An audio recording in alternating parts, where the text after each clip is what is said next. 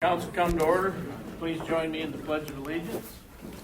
I pledge allegiance to the flag of the United States of America and to the republic for which it stands, one nation, under God, indivisible, with liberty and justice for all. Mandy, would you please call the roll? Leon. Here. Reinderhorst. Here. Deanstra. Here. Carlstone. Here. Hopkins. Here. Score. Here. All right, for those of you who may attending via the telephone, you will be able to provide verbal comments during the dedicated public forums and public hearings. I would ask that while you aren't speaking, if you would keep your microphones or telephones on mute, that would be great. Can I get a motion for approval of the tentative agenda? So moved. Support. Vanstra, Spore, any discussion? Okay, all in favor, please say yes. Opposed, no. Mandy, please call the roll. Deanstra. Yes. Score. Yes. DeYoung. Yes. Reinderhorst. Yes. Carlstone. Yes. Hopkins. Yes. Motion passed. I would like to reappoint Mike Kaiser to serve another term with the Community Development Committee. Mike has served in this committee since 2003 and has attended 20 of the 29 meetings held during his term. He is a lifelong resident of Pella. If approved, Mike's new 3-year term will expire on August 1, 2025. Can I get a motion for approval? So moved. Support. DeYoung, Hopkins, any discussion? Okay, all in favor, please say yes. Opposed, no. Mandy, please call the roll. DeYoung. Yes. Hopkins. Yes. Score. Yes. Reinderhorst. Yes. Deanstra. Yes. Carlstone. Motion passed. All right, at this time, is there any member of the public who would like to address the council regarding any item that is on tonight's agenda? If you want to do that, please step forward to the mic, state your name and address.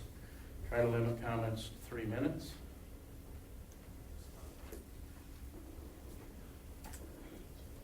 My name is Trevor Nickel. I actually live in Sully. I'm here tonight to talk about Resolution 6472, the Pella Municipal Airport ramp expansion. I am one of the 7 members on the airport committee. The committee is made up of a diverse group of airport users, representatives from general aviation and business aviation. We try to assess all the airport users' needs, from the little airplane to the big ones. At our March 25 meeting, the committee passed a motion to request the city to approve a full ramp extension, 150 feet by 530 feet long, at local standards to include tie downs. There has been a long overdue need for aircraft parking at this airport. Currently, there is no designated parking for any aircraft. Yet, the airport gets general aviation and business aviation traffic every day. So I ask, how would you feel if everyone here tonight had to park in the road on Main Street, and then because there was no parking lot, and whenever someone needed to drive by that road, you had to go out and move your car so they could get through? That is the reality at the Pella Airport. Every time someone lands at the airport and needs fuel, or needs to run into town, or needs to get aircraft maintenance, that plane has to be moved, sometimes multiple times, just so the next person can get through. As I look at other airports in the area, Newton, Oski, Ames, Ottumwa, and Marshalltown, to name a few, they all have designated aircraft parking. Yet Pella, which has more traffic than all these airports, does not have any designated aircraft parking. As business jets coming into Pella are getting larger and more frequent, the need for this expansion is ever more immediate. As such, this discussion has no bearing on whether we are moving to a new airport or future airport or not. The project needs to be completed this year before winter. Therefore, I urge you to do the full 150 by 530 foot expansion as the motion stated from the airport committee. The 100 by 530 base expansion would not fix the aircraft parking problems we have, as an aircraft does not have an option for reverse. They can only go forwards, they cannot go backwards like a car. Because of this, an aircraft has to be able to pull into the aircraft parking space and be able to pull out in the same direction. There's not enough space to be able to do this. We have to move it with a tug, which introduces a risk to damaging the aircraft. The base 100 by 530 does not account for this. So again, I assume most of you parked in the parking lot tonight, and that you must either back out or back into your space. But let's say you cannot do that. So now someone from the city has to move your car out of its parking spot just so you can leave this meeting tonight. I know a lot of you are thinking that I don't use the airport, so it doesn't matter to me, but I would argue that the airport affects more people than you think. The airport is one of the entrances of the city of Pella. It gets used by businesses big and small to get in and out of the airport of Pella to do business. And as such, when you drive into Pella, you would expect a road to get into town and a place to park your vehicle. Also, people that fly into Pella expect a runway to land on and a place to park their airplane. Finally, I'd like to thank Calvin Vanstra for taking his time out of his schedule to attend one of our airport committee meetings. I know aircraft and airports aren't part of most of your lives, nor are you experts on the matter. That is why we have an airport committee made up of people that directly use the airport day in and day out and have an active interest in the airport. I would encourage and invite each one of you to sit in a meeting or come out and visit the airport in your spare time. Thank you. Okay, anyone else? What did it say? Will now be placed into Please, mute your mics if you're online. Thank you. Can I get a motion for approval of the consent agenda? So moved. Support. DeYoung, Hopkins, any discussion? Okay, all in favor, please say yes. Opposed, no. Mandy, please call the roll. DeYoung, Yes. Hopkins, Yes. Spore, Yes. Vanderhorst, Yes. DeAnstra, Yes. Carlstone. Yes. Motion passed.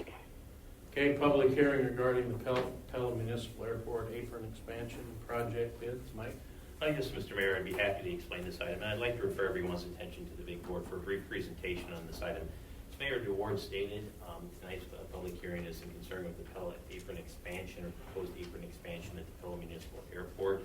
And specifically what this resolution would do this evening would approve the plans, specifications, form of contract, also establishes the estimate of costs, accepts bids, and ultimately defers awarding the contract. And we're going to explain this when we get down to the recommendation portion of the presentation. Awarding the contract for the Pella Municipal Airport expansion project. Now, anyone that is familiar with the Pella Airport should realize, or maybe not should realize, but the Pella Municipal Airport is a very busy airport. It has numerous takeoffs and landings, and the key point tonight's project is expansion of the apron. The apron, as we know it, is right here, is the main issue. And what's proposed this evening when we talk about the base bid would actually be expanding the apron by 100 feet by 530 feet. So it's this diagonal line space area that was the base bid. Now the alternate simply adds an additional 50 feet in width tonight for tonight's discussion. So Mandy, let's please go ahead. Now as far as the bid letting for the project, we did conduct one and we did receive several bids. And as you can see, both the base bid and the alternate bid, the low bidder was the same. So when we look at the low bidder, the low bid for the total bids, which includes the alternate, was just shy of $779,000, but the high bid on the project was up to $997,000. Now, as far as the engineer's estimate of cost, it is important to note that the engineer originally estimated that this project base bid would be just below $633,000. The alternate just a little bit over $233,000. So the engineer's estimate was at $866,000. So the bids did come below the engineer's estimate. Now, as far as the engineer for the project is concerned, it was Garden and Associates. They are recommending awarding the contract to the lowest responsible bidder, that is Pella Concrete. Staff is in agreement as far as the lowest responsible bidder. However, we're recommending approval of this resolution, but we're also recommending what this resolution would do is defer awarding the contract until our next meeting on August 16th. The reason for this is this project was not budgeted in the city's budget. And during our work session this evening, we're going to be talking about funding sources for this project. So we think it's prudent for council to establish a funding source for the project before formally awarding the contract for the project. And with that, I believe, let's go ahead, Mandy, or is that it? That's it. Okay. So with that, Mr. Mayor, that concludes our presentation this evening. We'd be more than happy to answer any questions the mayor and council may have on this item. All right, thank you, Mike. Any written comments we haven't seen? There was just one written comment in the council packet. Okay. Council, oral comments? Is it still possible to get that done this summer if we were to award it even as early as next week? Or is it bird flung? Danny, It should be. should be. With the alternate bid included, it's 45 working days. So, yeah. I hate to say, yeah, it makes it easier to run a couple weeks, but it is what it is, we have to. The bigger concern is a lot of vendors nowadays want a 2-week lock-in on prices. There's some concerns out there. The bidders, and actually the low bidder has that they need to sign soon to lock in those prices. So they're at risk here a little bit for 2 weeks if they don't sign them off. Has the airport worked on what they're gonna be able to, are they still gonna be able to function with that under construction? How does that affect them? Oh, absolutely, because it's all off to the edge. It's beyond it, the dirt's going south. Once we have equipment in there, the dirt's going south, and concrete trucks will be the only thing, they're crisscrossing coming in with work. So waiting 2 weeks, we're not jeopardizing this number? Just that little bit of risk with some of their suppliers. They'd like a commitment. That's today's world, unfortunately. Steel prices are worse. They'll give you a 24 or 48-hour sign up, or you lose it. Price may go up. It's nice to get a few bids finally on a project. Hasn't happened for a while. Okay, any other thing else, council? Any other comments from the public on this particular item? All right, I would entertain a motion to close the public hearing. Support. Hopkins, Spore, any discussion on the motion? Okay, all in favor, please say yes. Opposed, no. Mandy, please call the roll. Hopkins, Yes. Spore, Yes. DeYoung, Yes. Vanderhorst, yes, DeAnstra, Yes. Carlstone. Yes. Motion passed. Resolution number 6472, entitled Resolution Approving Plan Specifications, Form of Contract, Estimate of Cost, receiving of bids and deferring the award of the contract for the apron expansion project at the Pella Municipal Airport. Anything to add, Mike? No, sir. Can I get a motion for approval? Support. Hopkins and Banser? Okay, any discussion on this motion? Okay, all in favor, please say yes. Opposed, no. Mandy, please call the roll. Hopkins, Yes. DeAnstra, Yes. Carlstone, Yes. Spore, Yes. DeYoung, Yes. Vanderhorst. yes, Motion passed. Okay, public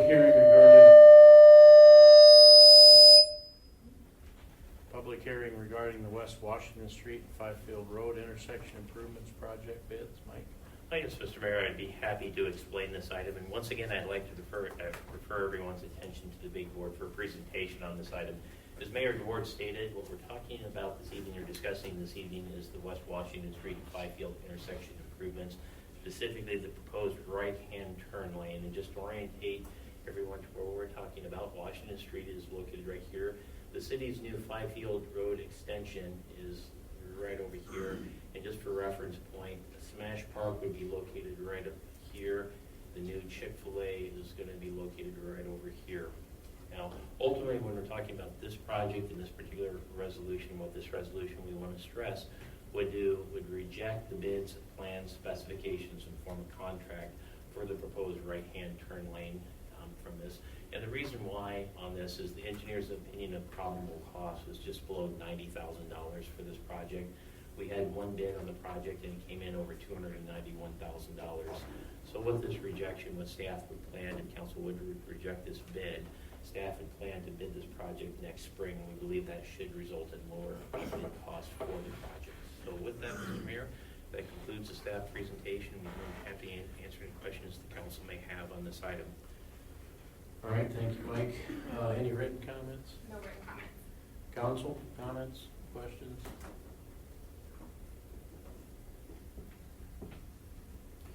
Any comments from a member of the audience on this item?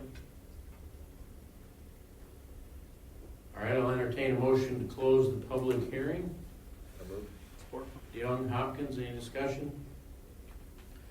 Okay, all in favor, please say yes. Opposed, no. Mandy, please call the roll. DeYoung, Yes. Hopkins, Yes. Spore, Yes. Vanderhorst, yes, DeAnstra, Yes. Carlstone. Yes.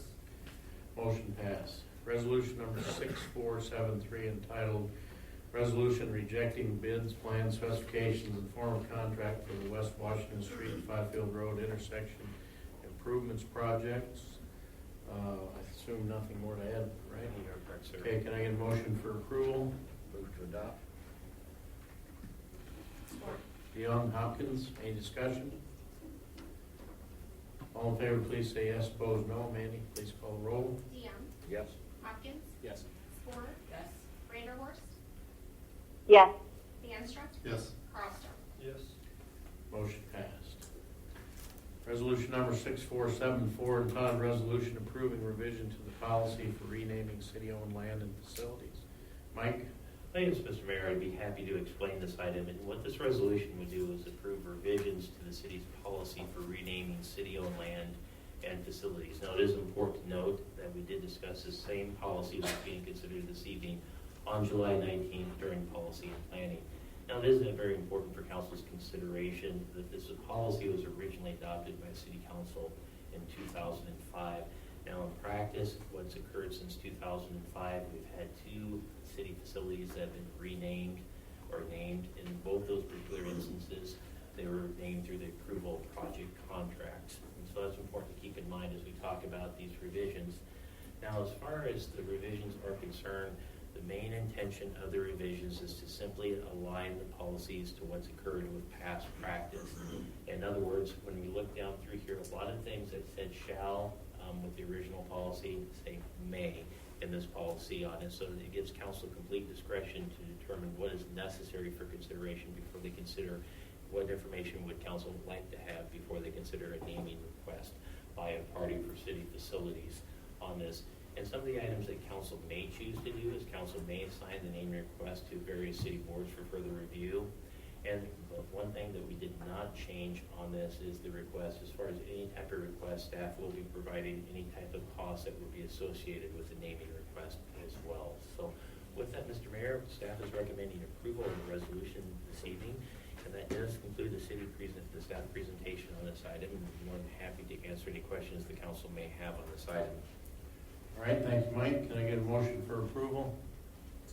Support. Hopkins, Spore, any discussion? Okay, all in favor, please say yes. Opposed, no. Mandy, please call the roll. Hopkins. Yes. Spore. Yes. DeYoung. Yes. Vanderhorst. yes, DeAnstruck. Yes. Carlstone. Yes. Motion passed. Resolution number 6475 entitled Resolution Adopting Revised Personnel Policy Manual. Mike? Yes, Mr. Mayor, I'd be happy to explain this item. And once again, as far as the personnel policy manual changes, it's important to note the council did discuss these changes during policy and planning on July 19th. We do have listed up on the big board a description of the various changes that's being proposed tonight. And I think from staff standpoint, we view these as housekeeping items that normally take place on an annual basis. So with that, Mr. Mayor, that concludes the staff presentation this evening. We're recommending approval of the resolution, and we'll be more than happy to answer any questions the council may have on this item. All right, can I get a motion for approval? So moved. Support. DeYoung, Spore, any discussion? All in favor, please say yes. Opposed, no. Mandy, please call the roll. DeYoung. Yes. Spore. Vanderhorst. yes, DeAnstruck. Yes. Carlstone. Yes. Hopkins. Yes. Motion passed. Resolution number 6476 entitled Resolution Entering into a 2080 Agreement with the Pella Community School District to provide school resource officer services. Mike? Yes, Mr. Mayor, and once again, I'd like to refer everyone's attention to the big board for a presentation on this item. As Mayor DeWard stated, what this resolution would do is approve a 2080 agreement with the Pella Community School District, and the purpose of this agreement this evening is to provide a school resource officer. Now, for those that aren't familiar with government, I'd say acronyms, what 2080 stands for is in reference to Iowa Code Chapter 28E, and that what it simply means is this is a contract between governmental entities. Now, this evening, when we look at school resource officer, under the terms of the agreement, is we would provide an officer to the school to serve as the school's resource officer. The effective date of the agreement would be September 1st of this year and would extend through August 30th of 2023. As far as the financial arrangements, the cost of the officers' wages and benefits would be split evenly between the city and the Pella Community School District. It is important to note, Mr. Mayor, that the city attorney has reviewed the agreement and staff is recommending approval of the resolution this evening. And with that, I believe that concludes our presentation this evening. Be more than happy to answer any questions the council may have on this item. Okay, thank you, Mike. Can I get a motion for approval? Hopkins, Carlstone? Any discussion? What was there, did this replace another 2080 agreement? Or is this brand new? This is new. We've had the program obviously for several years. Yeah, that's what I thought. Formalizes that. Okay. Okay. We hope the 2080 agreement is worth the paper.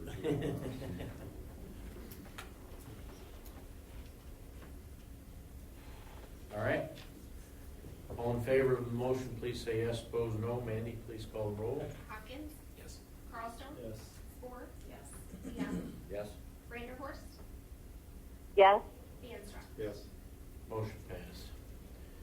Resolution number 6477, entitled Resolution Ordering Construction of the Materials for the Fiber Transport West Construction and fixing a date for hearing thereon and taking of bids therefore. Mike? Yes, Mr. Mayor, and as Mayor DeWard stated, tonight's resolution would actually approve staff advertising for bids and authorizes staff to seek bids for the Fiber Transport West project materials. And to explain this to the members in attendance this evening, and citizens in attendance this evening, and those watching at home as well, what this project would do is construct nearly a 42-mile fiber optic line between Pella Fiber and Indianola Municipal Utilities. And from our standpoint, what this would do would be our second backup transport line that the city would own and would connect us up to the city and actually Indianola Municipal Utilities would ultimately go to the Internet Point of Presence site. Now, the project engineer on this for the project is Newcom Technologies. Now, as far as the bids that we're talking about and seeking and advertising for, what we have listed up here as far as the opinion of probable cost is just the material cost for the project, and that's just below $689,000. And so what we're really doing this evening is if council were to approve this resolution, what you're authorizing staff to do is advertise and solicit bids for the project. We would also conduct a bid letting on August 17th, and the public hearing for the project would be on September 6th. If council chose to proceed with the project at that point in time, the award of the contract would be on September 20th as well. And so with that, Mr. Mayor, that concludes the staff presentation, and we'd be more than happy to answer any questions the council may have on this item. All right, thank you, Mike. Can I get a motion for approval? So moved. Support. Vanster, Hopkins, any discussion? Mike, I just have a question on, last time the Newcom was the one that was recommending whether we accept a bid or not. And we kind of had a bit of a fiasco that one time. Does staff recommend that now that we have a fiber department, so to speak, where that's much more, I guess, robust than it was way back then, or do we still rely on Newcom's recommendation? We'll still rely on Newcom's recommendation as far as the bids themselves and whether it'd be wise to proceed with, whether it's advantageous to proceed with the bids received or defer the bids and rebid the project. We'll still rely on that, but we'll also make our own independent analysis as well. And in this particular case, it is important to know, and I'd be remiss if I did not say so, but the City Council would have to approve the bids package on September 6th, if they're actually the award of the contract on September 20th. Indianola Board of Trustees for the Indianola Municipal Utilities would also have to approve it as well. So there'll be multiple parties reviewing the bids for this project. I just want to make sure that our staff is going to be pretty heavily involved in that. Yes, absolutely. Okay. And this is only bid for materials. That is correct. Yeah. The overall project, and it's also important to note, when we talk about $689,000 for materials, our share of this portion of the project would be about 50% of the cost of the project. Okay, anything else? All right, all in favor of approving the motion, please say yes. Opposed, no. Mandy, please call the roll. DeAnstruck. Yes. Hopkins. Yes. Spore. Yes. DeYoung. Yes. Vanderhorst. Yes. Carlstone. Yes. Motion passed. Can I get a motion for approval of abstract of bills number 2108? Move to approve and issue warrants. DeYoung, Hopkins, any discussion, questions? Okay, all in favor, please say yes. Opposed, no. Amanda, please call the roll. DeYoung. Yes. Hopkins. Yes. Sport. Yes. Vanderhorst. Yes. Danstruck. Yes. Carlstone. Yes. Motion passed. All right, any council member have any other business that you would like council to address this evening? I don't have anything to address, I just have a couple of comments. One, Wall Street Journal today, Pella is on the front page, so I think that is an unbelievable accomplishment for what the city has done, and it's just, if you can get a copy of it, it's very worthwhile read, very interesting read, so I think that's important. The second thing is also, I think, important today is, these 3 days, the first time ever, the Iowa Department of Economic Development is having their 3-day conference and workshops here in Pella, and a lot of cars in town, if you look around. I actually went and attended today the workshop that we had a panel of local folks on it. It was, what is the background behind Tulip Time? How does a downtown promote a festival? And I learned a lot from that, and it was a really good, we had all local panelists, Dick Redmond, Cindy Atkins, Amy Van Haften, your spouse, Brenda was there, so, and then Susan, Canfield led that. Just a really, and sometimes you go to these workshops and you have these awkward silences because nobody asks questions. They just peppered that committee with questions all the time, and one that really struck me was, do you charge a fee for the floats to come in as a fundraiser? So that was just interesting, and those folks all very much complimented the city and the city staff, from the police department to public works and nothing. But I think that's good for the staff members to know how much that committee appreciated the staff involved in that, and they said they could not do it without the city involvement, even though that's the Historical Society's baby. So I think that collaboration is something we should always keep remembered, be thankful for. The second question they always ask about, where do you find the volunteers? They just could not believe the level of volunteers that we have for this event. So it was good for me, and I think it's good for all of us to be reminded of what it really takes behind the scenes to pull off a Tulip Time Festival, and that was really made evident today at that workshop. Thanks for mentioning those two things, Calvin.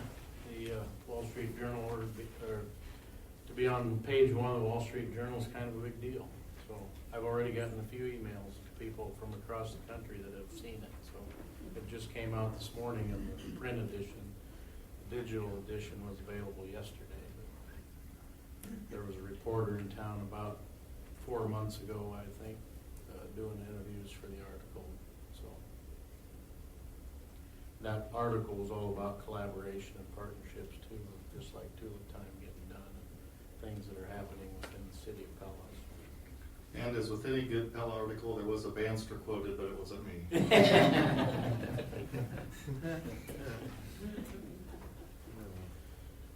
Okay, anything else, council? All right, any member of the public have any other business you'd like to address council with this evening?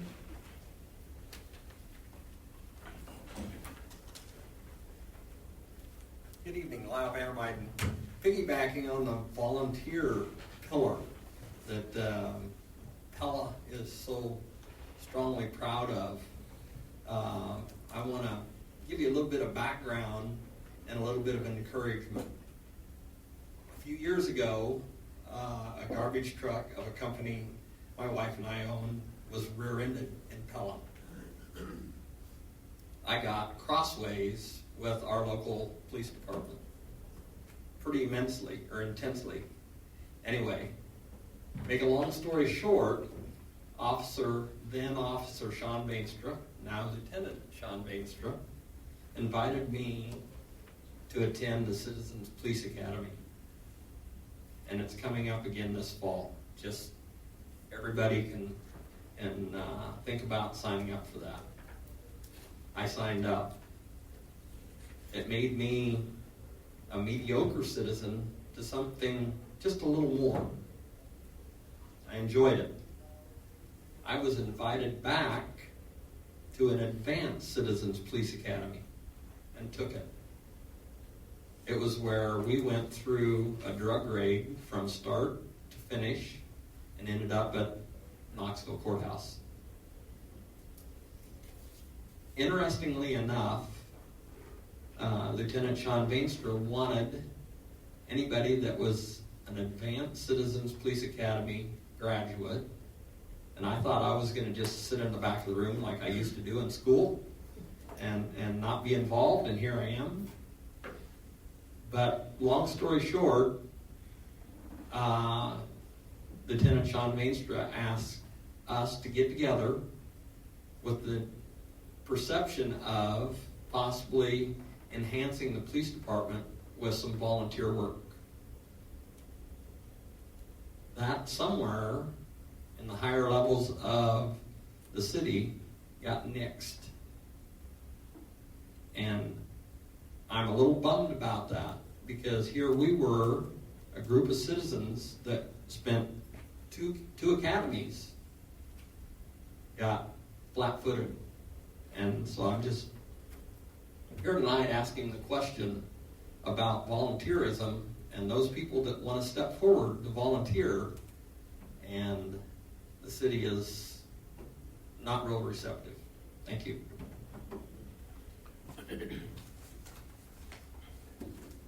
Okay, anyone else? All right, we will move, sorry.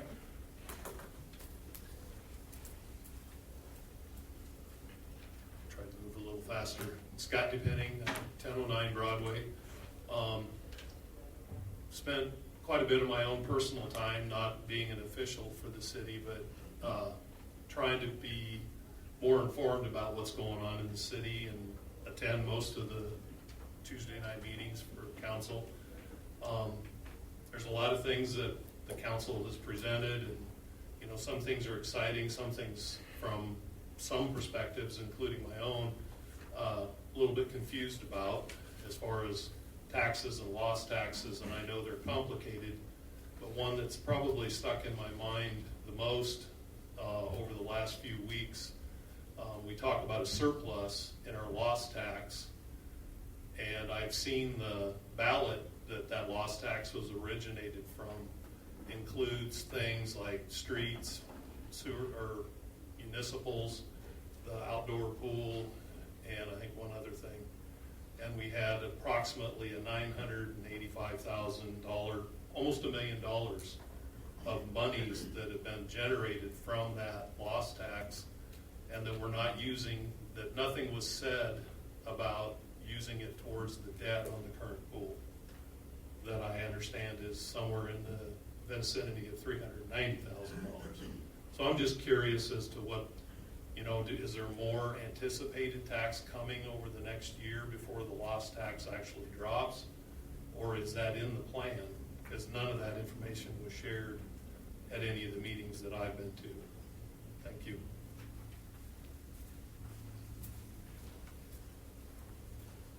Okay, anyone else? All right, we will move into policy and planning, starting with on-street parking restriction on the 700 block of P Street. Yes, Mr. Mayor, I'd like to turn the floor over to Chief McShahey and have him lead the discussion on this item. So Chief, please. Absolutely. So what we're talking about here is the 700 block of P Street between Main Street and Broadway. Obviously, long before I got here, it's my understanding that the original parking designation was when the old Redford School was there. Just to give you a little bit of history, those signs were actually removed pretty recently when they were doing the construction there, the new construction with the homes and the townhomes. And so what that kind of caused was some confusion about the parking there. So the police department took a look at it, and what we understood was the residents who bought those places, if you're familiar with those homes, those are probably the only driveway in town that actually go down. And Denny would probably give you a better number of what that grade is, but it's pretty substantial. In fact, today, I pulled down into one of those just to see how problematic it was to back out. challenge. So the residents there had expressed some concerns about folks parking on the street, and then of course them not being able to see. We checked with Central College to see if taking that whole stretch and putting it designated as no parking would be a significant issue with their students, and they did not have any issue with that. So really, we're just trying to bring this up to more of a modern stance of no parking based on the design of those driveways and those new homes. So looking for council direction on this. Currently, the only signs that are up are the no parking from here to the corner, so it's a good time to figure out what sign we want there. Okay. You got anything to add to that, Mike? Yes, sir.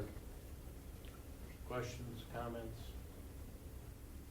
What's the width of that street, Denny? Is that standard? Yeah, I think it's only a 25 or 6. You know, some of you may recall, even when Webster was there, the parking on that street was not a good thing. There was always issues there, a lot of conflict. Students of all ages, college and little, in between parked cars, and it wasn't good then, and now there's some other unique challenges, so. It looks like there's legitimately, I mean, just based on that, maybe 2 or 3 parking spaces available anyway, depending on where somebody parks. So it's not like that's going to take away from a lot of parking town-wide.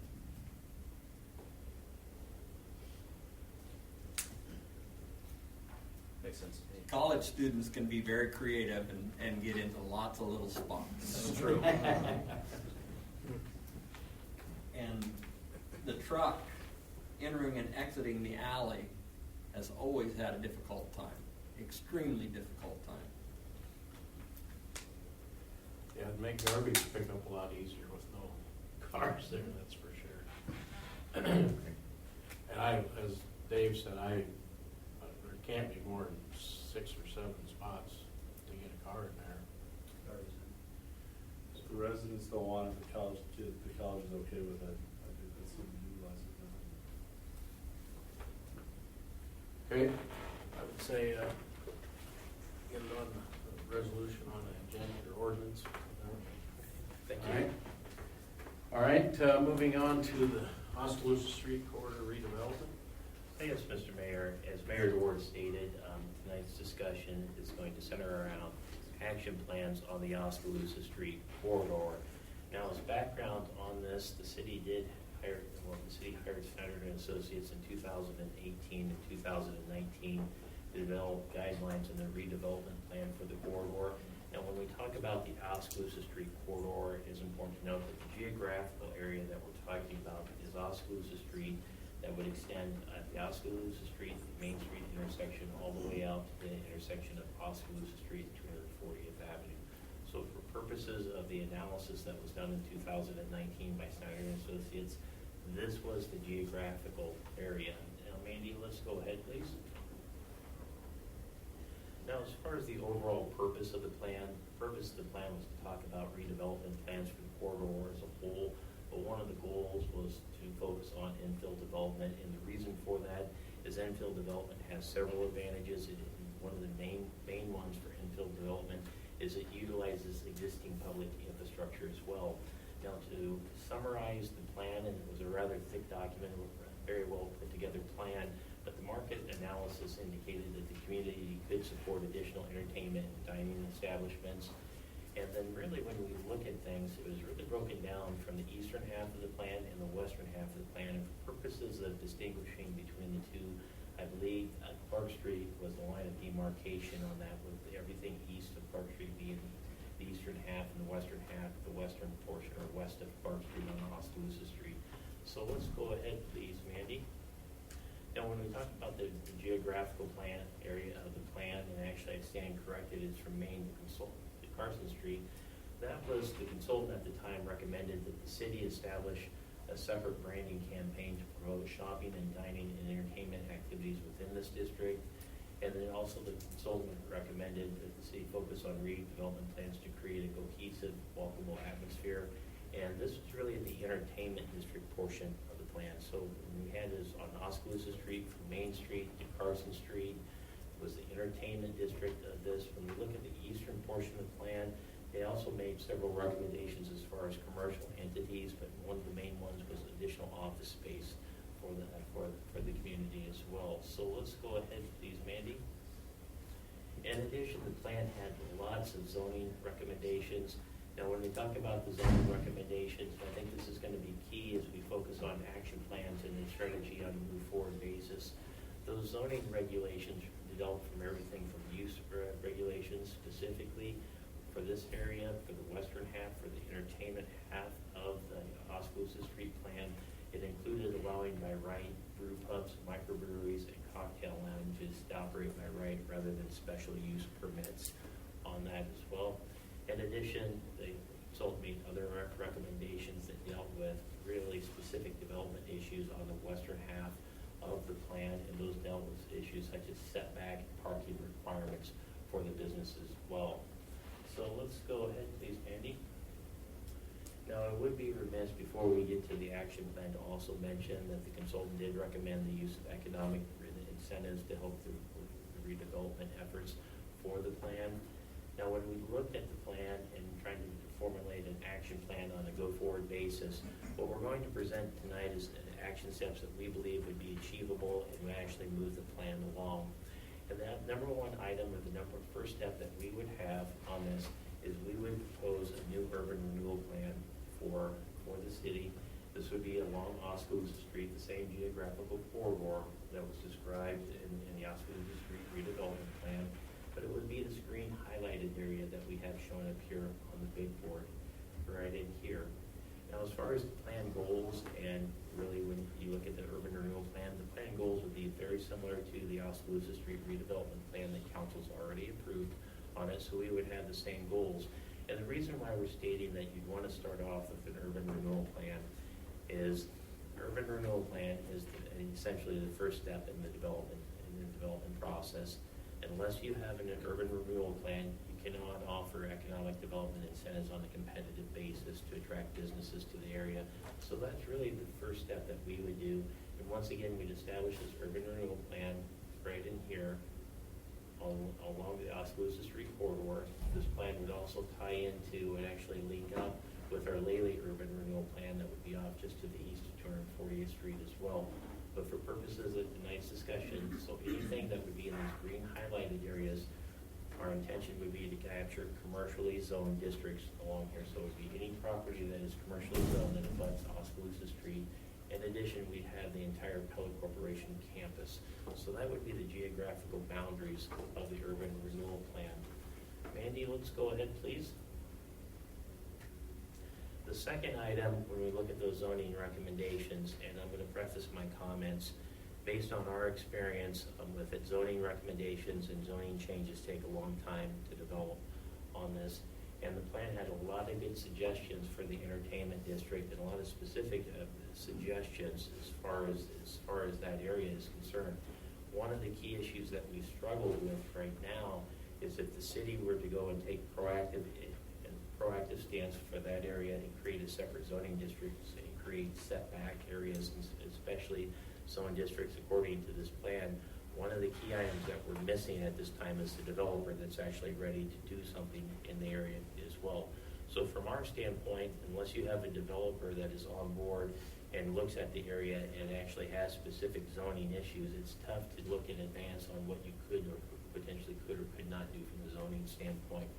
So what our recommendation would be at this time is to focus on the use requirements or the use suggestions. So one of the items that came about in the Oskaloosa Street redevelopment plan was the plan stated that they felt that the community could support additional eating and dining establishments within our community. They also made a very specific recommendation as it pertained to microbreweries, brew pubs, and cocktail lounges. Now, just so we're all on the same page with terminology, when we say terms such as a cocktail lounge, that is a typical what you would consider a bar on this. Currently, those establishments are required to have a special use permit through the city, and the purpose of the special use permit, that's really for items or uses within your zoning code that could be good fits within your zoning code, but it really depends on the location of those uses. One of the key items that we've came across just in talking with developers on this, and our sense is when you start talking about trying to recruit microbreweries and brew pubs to the community, one of the drawbacks is the special use permit with this. And specifically, one of the concerns of special use permits is in order to get a special use permit, the Board of Adjustments has to issue the special use permit. Likewise, if there's any type of compliance issues with that establishment, the Board of Adjustment could revoke that permit as well. And so from an establishment and trying to work with developers on recruiting microbreweries and potentially brew pubs to the community, that's a definite drawback that we have with it. Now, what the Oskaloosa Street corridor stated is just for the western half of the Oskaloosa Street corridor to allow brew pubs, microbreweries, and cocktail lounges, which would be bars, to operate by right. Based off our analysis, when we look at it from a citywide perspective, and we really look at that Oskaloosa Street corridor, and Mandy, let's go ahead, please, with this. The easiest way to describe this is we really have the Oskaloosa Street corridor, as we know it today, is one of the two zoning districts that's really, I would say from the corridor standpoint, is zoned to CC, which would be community commercial. The other one would be the Washington Street corridor. And so from a staff standpoint, as we talk and discuss about microbreweries and brew pubs and being allowed to be operate by right, potentially cocktail lounges, from our standpoint, that recommendation probably should be considered for community commercial zoning districts. Those are the main commercial zoning districts of the city. That's what those districts are intended to establish and allow the most commercial uses as possible. From our standpoint, if we're going to make adjustments just to one specific area in town, we'd like to have the discussion if that should not be allowed in the community commercial zoning district. So that would be the Oskaloosa Street corridor and the Washington Street corridor. So this would be just west of West 6th Street on Washington Street. It would extend out to the Prairie Ridge development. That's the first zoning recommendation. Mandy, if we can go back to the previous slide too. The second item that we've sensed could be a problem when you talk about redevelopment in commercial zoning districts on this is the Oskaloosa Street corridor. Actually, it made a recommendation as far as single-family and two-family homes to discontinue the use of those uses within the Oskaloosa Street corridor. Once again, when we look at the community commercial zoning district, that is intended to be the main commercial zoning districts for the city of Pella. And right now, the city zoning code allows individuals to construct a single-family and a two-family home in those zoning districts.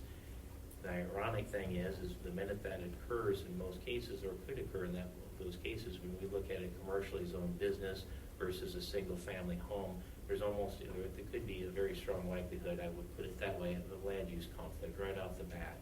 And so from our standpoint, this is something that we've tried to address in the past and looked and analyzed. And from staff standpoint, our recommendation would be is just once again for those community commercial zoning districts, and Mandy, if we can go to slide 18, just so we're all on the same page.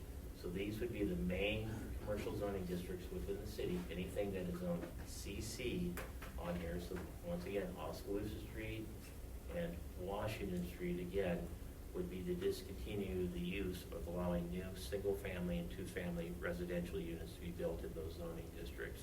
If an individual or developer wanted to develop R3 or multifamily, which would be 3 units or more inside a single structure, that would still be permissible.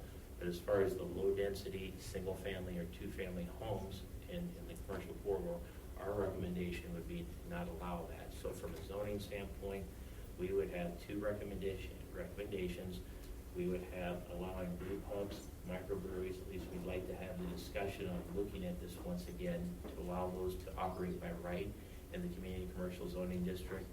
And as far as single-family or new single-family and new two-family homes in community commercial zoning districts, we would recommend to disallow those uses in those zoning districts. So before I go on further on the plan, are there any questions on the staff recommendations up to this point?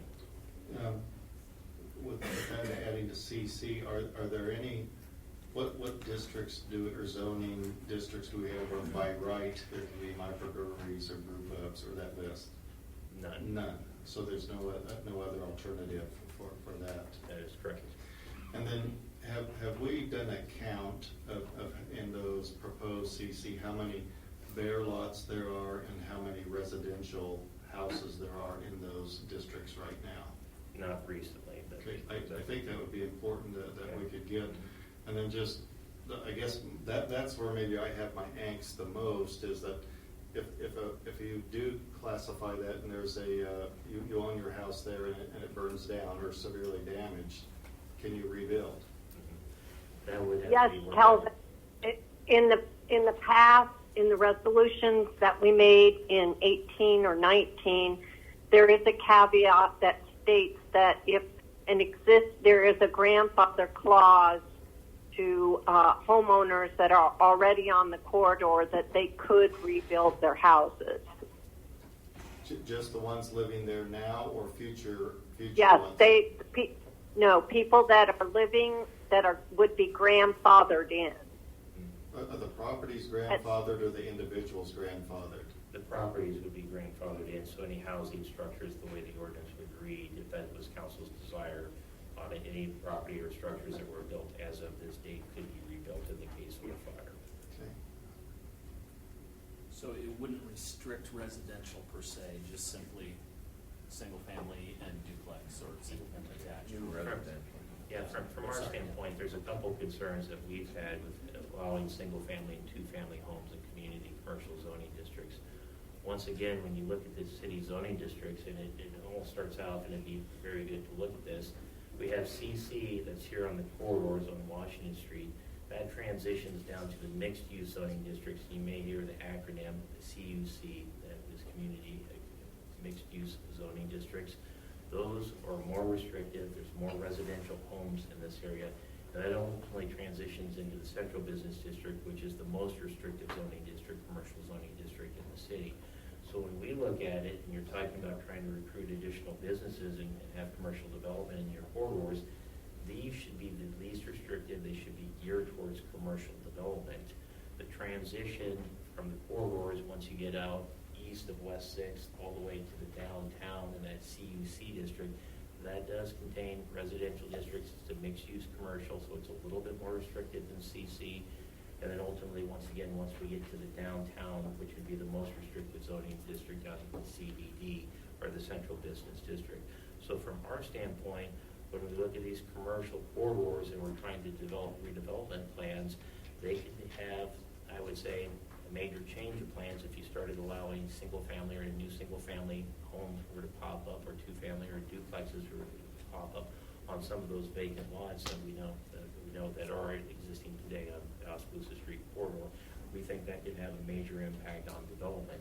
And from a land use standpoint, when we look at the low density residential use and we compare that to a CC or a typical business, we believe in most cases that there could be land use conflict between those two uses.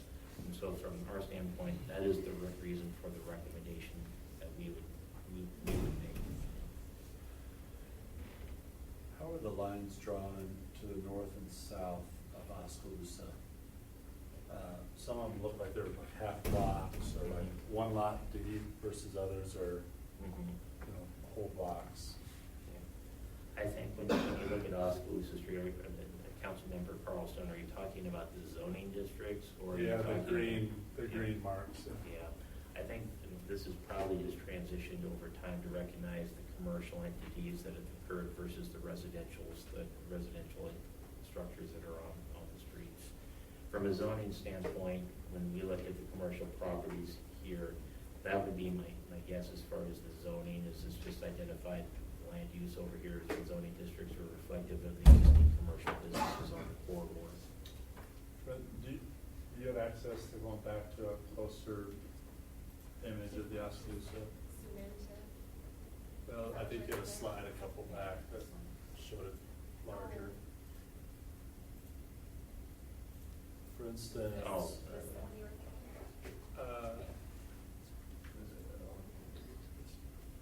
helpful that is, I guess. Yeah, that one, for instance, it cuts around what would be the electrical substation or whatever, right? Mm-hmm. Yeah, and that particular image may have been taken from, it was likely taken from the Oskaloosa Street redevelopment plan. I believe it was trying to Did highlight the the consultants interchange. come up with those lines, basically? Yes. And I think for their purposes, their intent was to distinguish or identify the entertainment district of the Oskaloosa Street corridor with that image. Are there any blocks that are cut in half? One of my concerns would be if there's a block cut in half and I am the resident on the south half of that block, but the north half goes to CC, there's a, it seems like a more logical spot to cut things at streets versus halfway through blocks, but that's hard to tell from these images. The villas right along there. So but the green shaded areas that we've been looking at are already zoned That is CC, correct. right? Yeah. So that's current zone. That's current. Oh, that It's is not current zoning. rezoning. It's just, Gotcha. what is being proposed is basically the two main changes. Making microbreweries allowed by That's right. our current lines. So there isn't any, no discussion about changing the Gotcha. zoning, just changing what's allowed in that zone. Thanks for clarifying that. Is there, what's the risk to either say yes to this or no? Is it simply the compatibility? From our standpoint, let me pick off one of those at a time, and we'll talk about the single-family and two-family homes. When we spend a lot of time, not a lot of time, but if the city is going to redevelop Oskaloosa Street, there's vacant property along that corridor. One of the issues that we think could impact development is if a single-family home was built along that corridor or a two-family home in the corridor on that could impact potential developers wanting to redevelop and have commercial businesses next to it. We think those uses are somewhat incompatible with the city's main commercial zoning district. That would be the first issue that we have, and that's probably the use issue that we see.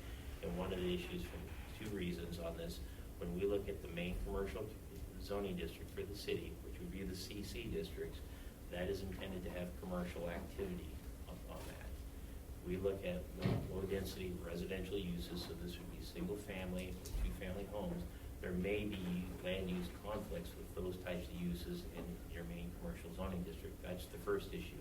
The second issue is when we're talking about redeveloping that corridor, we believe that if there's new residential structures that were constructed on the Oskaloosa Street corridor, that could impact development options in the future on that corridor. Are there developers who are looking to do anything right currently on Oskaloosa Street? We've been contacted, I'd say there's interest on Oskaloosa Street, and more that the issue is what's the city's plans on Oskaloosa Street. And really, I would say, just going back on, when we're talking about development, one of the items that you gotta have to even be in the game on redevelopment, you have to establish the urban renewal plan. That's the first item that you have to have on it. So there are developers that are interested in development options on Oskaloosa Street. More of the question's been as far as any kind of guidance that they have from the city on that, and that's when we've covered options on Oskaloosa Street. But the first item, we're somewhat limited without the urban renewal plan right now. So from our standpoint, the very first thing that we would see, that kind of the low-hanging fruit to get things off dead center, is we'd establish the urban renewal district on there, and that simply allows the city council to award economic development incentives to new businesses that would move into the Oskaloosa Street corridor. The second item that we would propose is on these zoning uses. What council's interested in pursuing those, we would take those to planning and zoning and begin the discussion at planning and zoning on both of those items.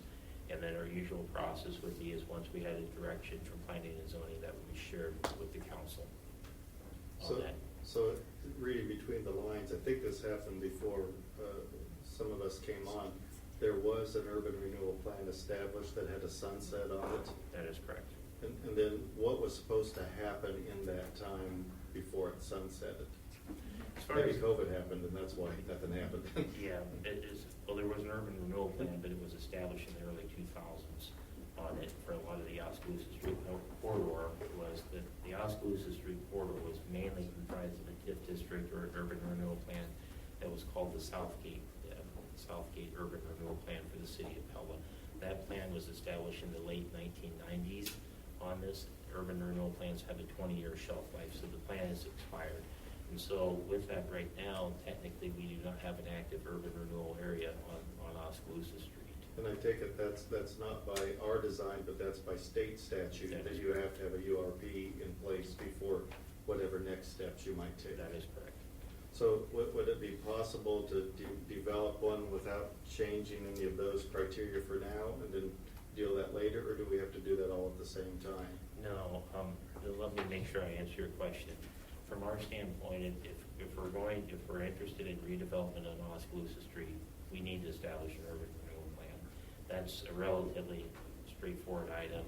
Oskaloosa Street is identified as a commercial corridor in the city's comprehensive plan.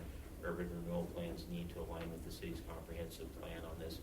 We've also had a separate study that was approved by the council on this very corridor, so it's a very straightforward process in our opinion, establishing the urban renewal plan. It's about a 90 to 120 day process to do that. And so from our standpoint, council can simply establish an urban renewal plan at this time. We think it would be also beneficial during that same period of time to look at these two zoning recommendations that we have. The council is at the liberty to choose if they don't want to look at the zoning recommendations. You can choose that as well. But we would make the one thing that we actually have to have is the new urban renewal plan. The one final question, why is the Pella Court campus, isn't there an industrial zoning as well too? Mm-hmm. Why wouldn't that be in the Pella Court campus?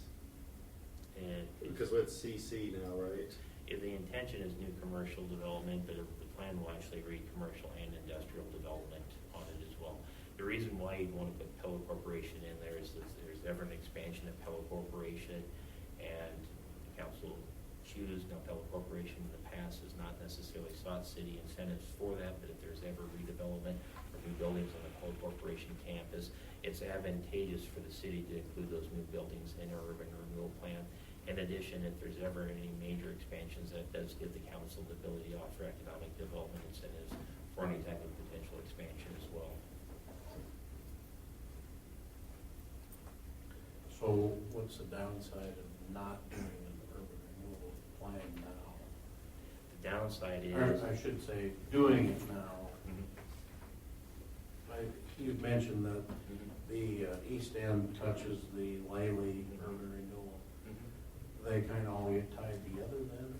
Yeah, that's exactly right, Mr. Mayor. Ultimately, as far as our TIF planning strategy, what we'd like to establish for the city is something very similar that we did.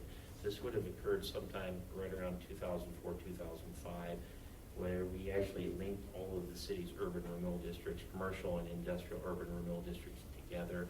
That gave the city a lot of financial flexibility. So the game plan would be is to have these TIF districts touch each other along the major corridors to be able to do something very similar in the future. When did Southgate actually expire? Southgate would have been established late 90s, and portions of it started expiring in 2018, 2019. It's my understanding for the most part that the district is completely expired. Completely. And the Lely one, is that the Southgate or is that a separate one? No, the How long Lely, is that one? yeah, the Lely was actually just established within the last 2 years, so that's another 20-year TIF district as well. Is that for new Lely's if they touch, or the timelines are independent? The timelines are independent, and technically what we would have to do is there would be a formal amendment. With the Lely, the reason we stopped at 240th right here is the Lely extends all the way up to 240th, and it goes along the public right-of-way down to the Lely campus on it. So from our standpoint, that TIF district is for 20 years. The Oskaloosa Street corridor that we're talking about this evening, this would be good for another 20 years as well. And then ultimately, once we have the strategy established to link our commercial districts together, we would do an amendment to all these districts that would formally link them all together. And that is in the works as well. Not quite ready to talk about those plans yet, but we're working on it. Sounds like a good plan to me. Yeah, so we have two separate items here. One, to establish the urban renewal plan, which is kind of separate from the zoning changes. So we need to give direction where it sounds like the urban renewal plan is, consensus is to establish that. That's a good starting point. Lynn, this is your area. Yes. Let's hear your comments. Yes, I think that the two items go hand in hand. First and foremost, we have to get this urban renewal plan placed. But secondly, a big part of an urban renewal plan is the zoning and also the ability to take that plan and implement it in the areas that we're talking about. And I really would love for us to consider and give approval to the moratorium on the properties for single and two-family residences, because that would really stop the momentum of a lot of the intended uses and the intended developments on the corridor. And we have had an uptick in interest and a lot of questions, and so the next steps are really ours.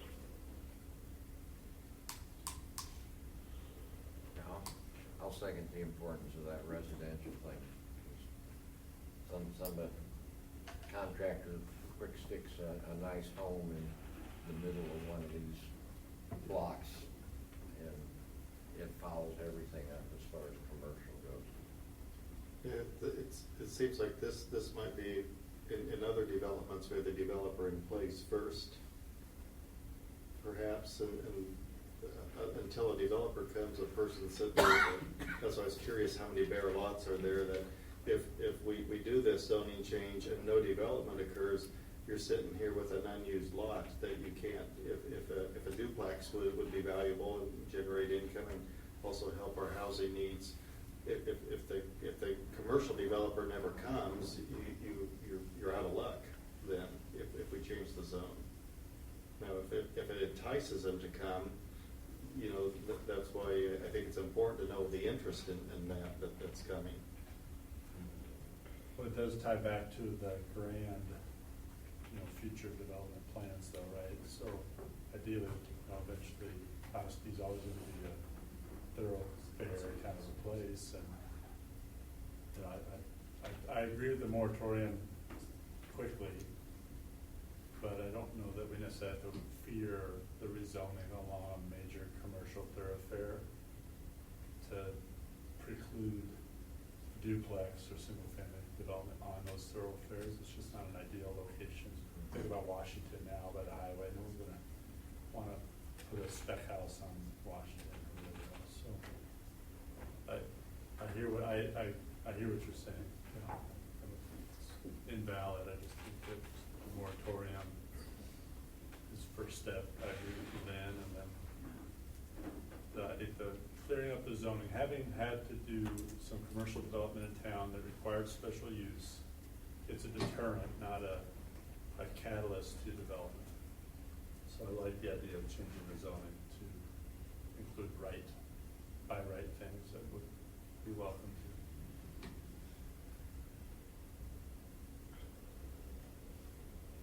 Makes sense to me.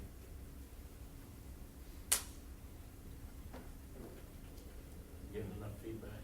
I think so, and just to be very clear, I think that Councilmember Branderhorst has stated is our intention is to go back to planning and zoning and start discussing as far as the use changes on that, and they'll also be brought in as far as the urban renewal plan on that. But in addition, what we've done in the past too, we've went a separate action while we're looking at potential use restrictions. We've established a moratorium on Oskaloosa Street and other commercial developments from single-family and two-family homes. Is council interested in establishing a moratorium while we analyze this in the future as well? Yes. How long was the last moratorium?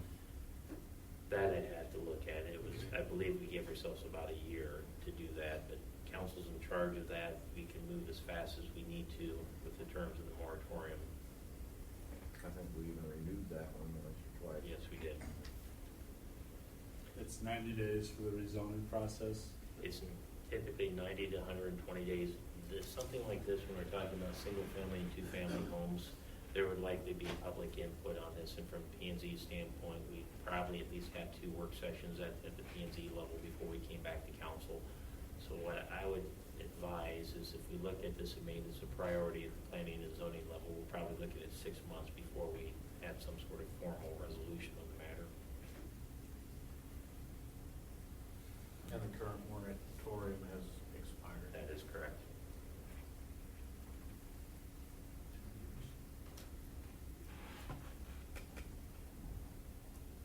Sounds like there's support to do that in the Okay. interim. And continue to work on these other things. All right, now with that, we do have one other piece of information here. I'm going to say this is just on a preliminary basis. This goes very much hand in hand when we talk about redevelopment. Now, the Oskaloosa Street corridor talked about commercial redevelopment as well. One of the items that's been on, I'd say, talked about at the staff level, and we just want to make sure this is a preliminary proposal.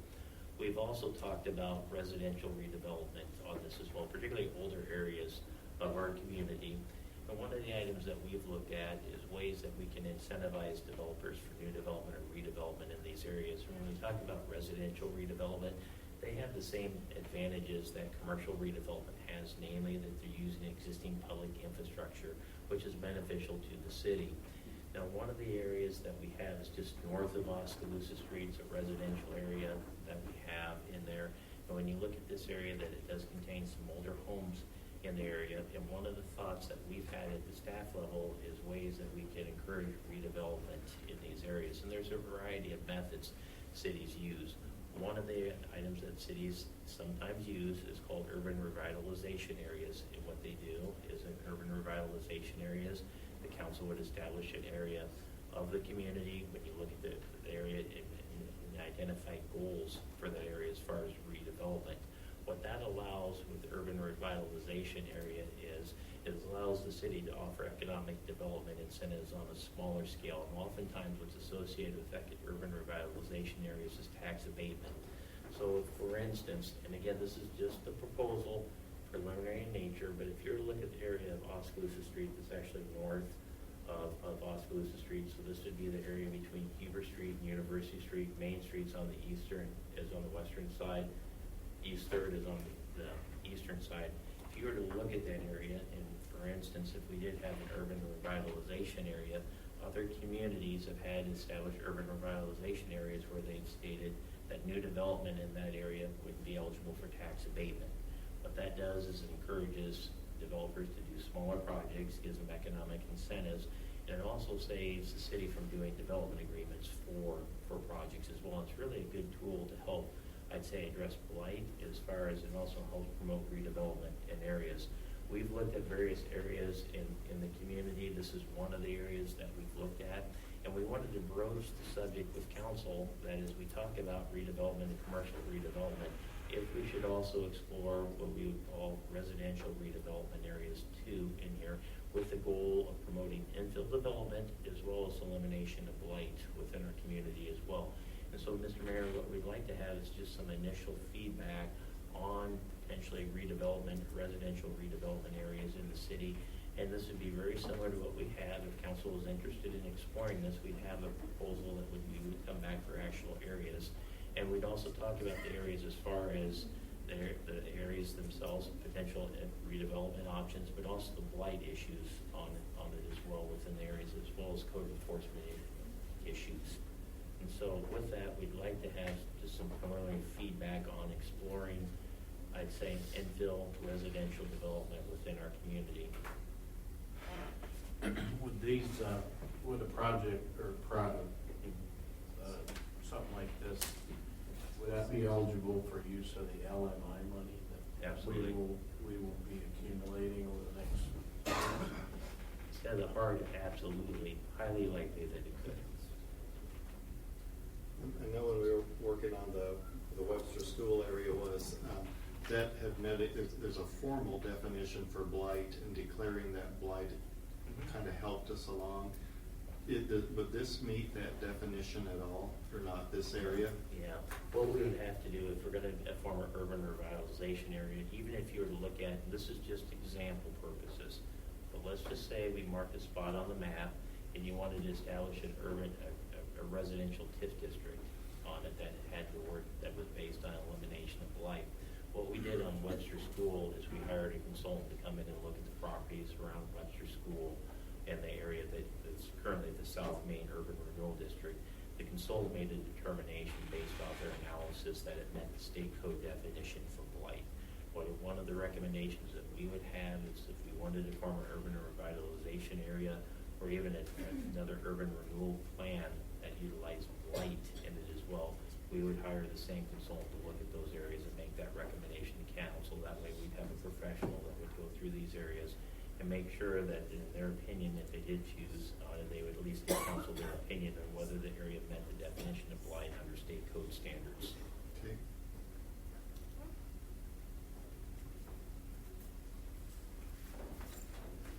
I know there's, Do the incentives, do the incentives extend to current homeowners to be able to invest in their properties? On that, how the incentives we're familiar with on tax abatement, so this would be new value added if someone were to put on an addition on that, that would be potentially eligible for tax abatement. If someone were to build a new structure in an urban revitalization area, that would be eligible for tax abatement.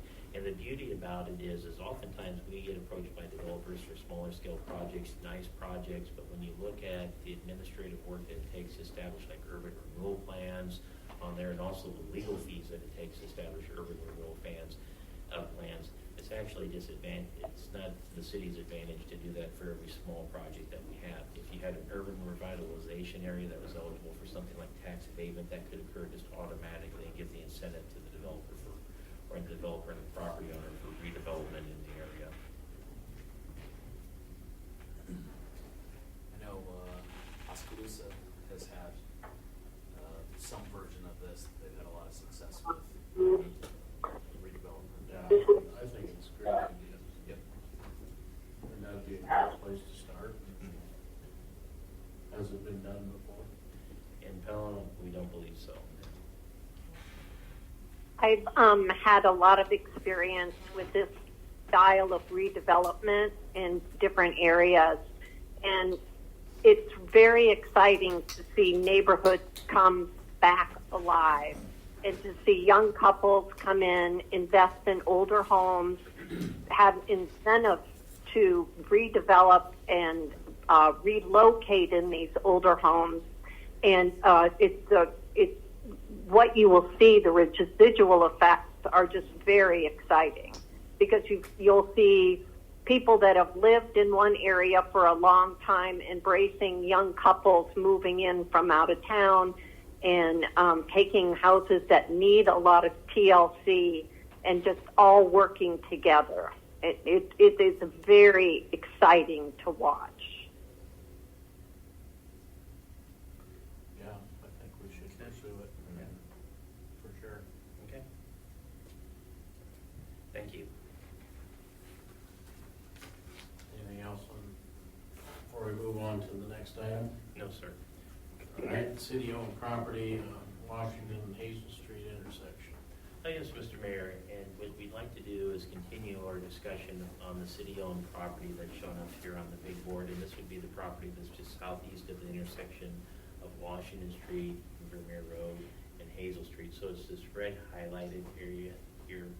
If council recalls, on May 17th, we did have a discussion as far as development options on this property with it, and at the time, council instructed staff to look into development options, and we talked about seeking proposals from developers on the property for redevelopment on this.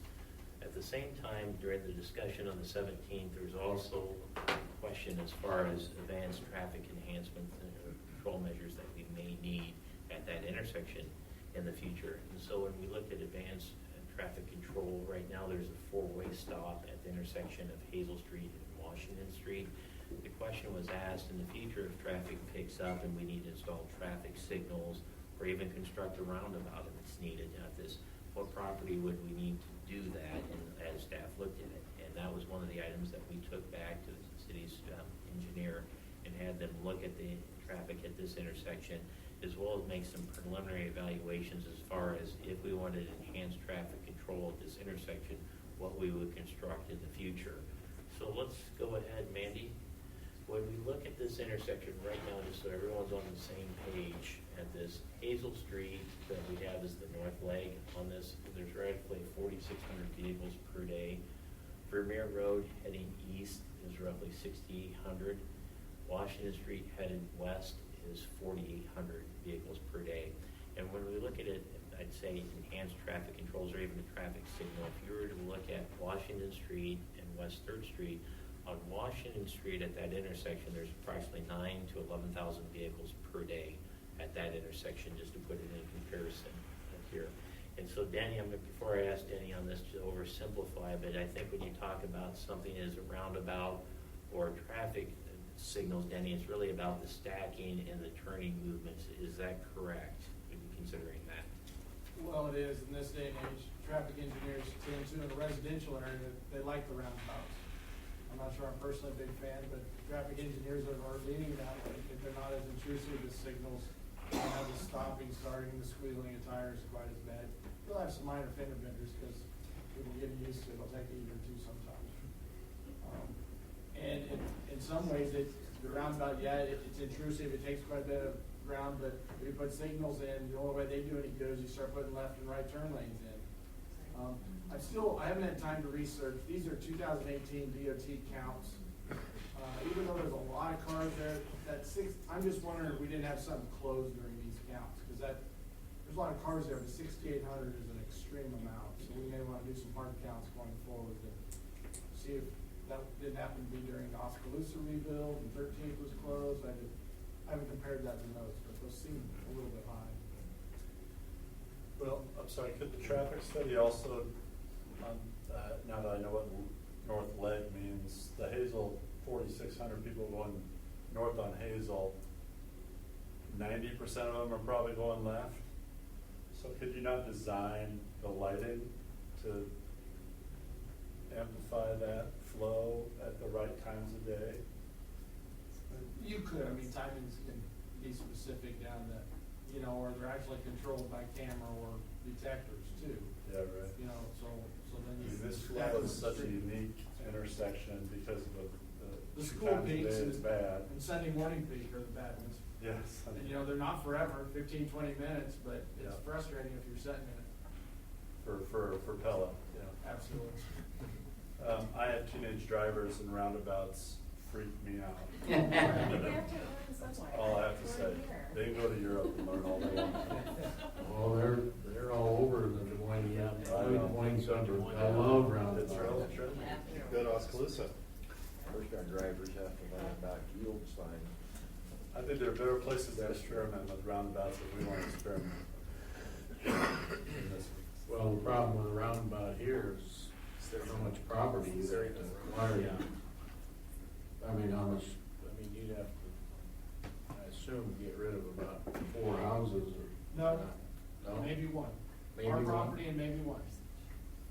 There's plenty of room to offset it there. They've already proven Okay. that it actually meets the standards, speed-wise and everything else, so it's possible. So if we, follow your recommendation of delaying, we should be do something else to figure out the enhanced traffic, what we need. Would we get a study done then at that point, hire and come with some proposals? We've had a preliminary analysis on that, and I think what we would look at is from the engineers to come back and make a determination how much of our property we would need for either a traffic signal or a roundabout. And then once we had that marked off, we would reserve that portion of the property for, I'd say, enhanced traffic measures at this intersection, and then we'd be with what I call the remnant parcel that could be developed, and then that would be the parcel that you would take for a developer if you so chose to do so, if we wanted to do that. And when you say our engineer, is that somebody we hire? Yeah, Or that would be on-site? Bob Veenstra. Veenstra and Kim Yes. do that? Yes. They do pedestrian work on that as well, to see what, I see runners there, that kind of thing. You have to cause it all, Doesn't sound absolutely friendly to runners. I think They it's- can run in circles. Get your mileage. It would definitely be wise to figure out the traffic issue before we would think about redeveloping that site. Yeah, absolutely. Okay, all right, thank you. All right, last discussion on COVID-19 funding and projects. Yes, Mr. Mayor, what we wanted wanted to touch base with council is some of the projects that we've authorized this year. I'm going to preface my comments. We have a lot of activity going on in our community, and we've been in communication on the funding sources for these projects, but we thought it was a good idea just on the funding for these projects that we sat down and had a separate work session. We had specific proposals. The main intention of this is to make sure everybody's on the same page as far as what the city funds are being used for. And specifically, we want to make sure how we're proposing to utilize the city's share of the American Rescue Plan funds, which total over there's about $1,530,000 on that as well. So with that, let's go ahead and pull up our spreadsheet, please. And as you can see right here, we have, first of all, when we look at the city projects this year, and these projects are listed up here on the big board. When we approved the projects, we talked about either using bond funding at the time or just using cash reserves or COVID-19 funding. And those three funding sources have been talked about for each one of these projects listed up here. And that's, again, the intention of this session is just to make sure we're all on the same page as far as how these projects are funded. Let's go ahead and pick up the first two, Prairie Street and Monroe Street. When we approved those at the time, I believe we specifically mentioned that we would either use fund balance or there would be a bond issue at this time. I think that personally we probably still can consider the fund balance if we wanted to, but at this time, knowing what we know and some of the projects that we're looking out into the future, our recommendation, if you asked us right now, we would propose issuing a bond with these funds right now with the interest rates that we have on it for both of these projects. And as you can see, they total right around $1,450,000 on this as well, 350,000, excuse me, on this. So that would be the Prairie Street and Monroe Street. The total on that is just a little over $1,345,000. When we look at University Street, we did have an overage on the project of about $195,000 on the project. We think that's a good candidate for COVID relief funds on there. So that would be the overage on University Street would be $195,000. The Prairie Ridge Sanitary Sewer Project, once again, that was another new project that we had at $155,000. We think that would be a good candidate for the COVID-19 relief funds as well. The project that we talked about this evening is the Airport Apron Expansion Project. That was an unbudgeted project at $844,000. We're proposing to use the COVID-19 relief funds to fund this project as well. So when we look at the COVID-19 relief funds, if we were to use it for these three projects, we would still have a contingency of $334,000, but ultimately the funding source from the COVID-19 funds was $1,530,000. And how we would cover all these projects is we would issue debt for Prairie Street and Monroe Street, these two projects, and the rest of the projects we're proposing to use the COVID-19 relief funds. And so with that, Mr. Mayor, that concludes the staff presentation. Be more than happy to answer any questions on these projects or the proposed funding sources. Do we have the COVID funds on hand already? The second payment for the COVID-19 plan will be in August, middle of August, and that should receive. We've got half of it, getting the second half in August. Yeah.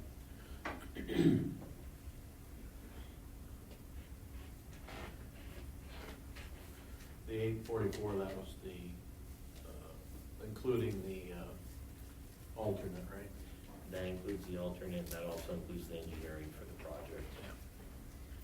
It was our initial thoughts on Prairie Street and Monroe, and we discussed the paving of those, that put them at a higher importance, and that we're going to kick another couple projects to the curb from a funding standpoint. I think that's what we, and then you'd say instead of that, then instead of making that part of our capital budget, then attempt to borrow for those. Yeah. Okay. Yeah, well, at the time, with Prairie Street, what this proposal would do, it wouldn't delay any other project that's in the city. Yeah, because we were going to have to delay something else, but we viewed these two as being of higher importance, I think.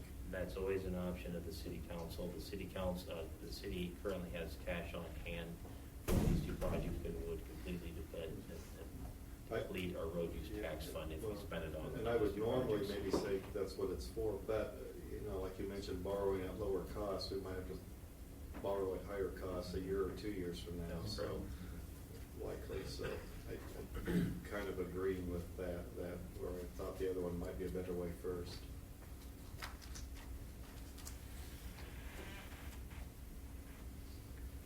Seeing seemed like a good use of those COVID funds.